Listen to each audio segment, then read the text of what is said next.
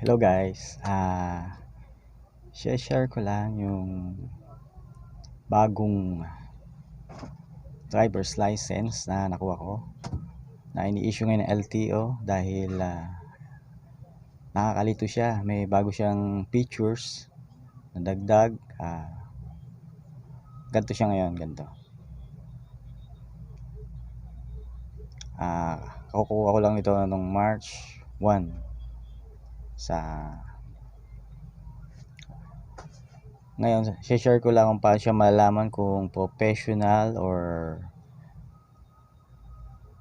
non-professional, kasi hindi na siya nakalagay dito, ganyan lang nakalagay, driver's license.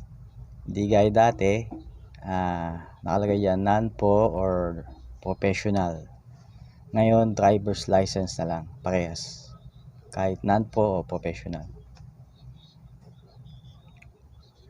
So parehas lang ng features, so ng non-po saka professional. So hindi mo siya dito makita, malalaman kung professional na nakuha mong lisensya. Bali dito siya makikita sa likod dito, yan. Bali dito sa bandang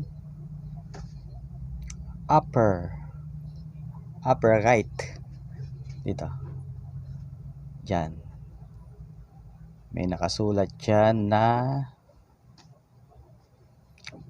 malabo hindi makikita. Yan, wala pa tayong camera yan. Nakalagay dito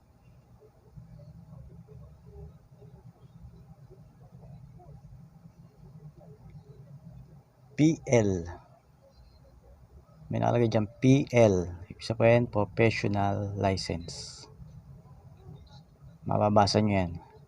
Tapos meron dyan empty manual transition. So pwede ka sa matic magpaandar o sa automatic o sa manual. Pero kung non-po ang iyong lisensya, may nakalagay dyan NP, tapos yung code dito nakalagay, yan sa akin A1. So pwede sa motor o tricycle. Wala na yung code na 1, 2 or 3, pinalitan na nila ng AA. Andito makikita naman yan dito sa upper left.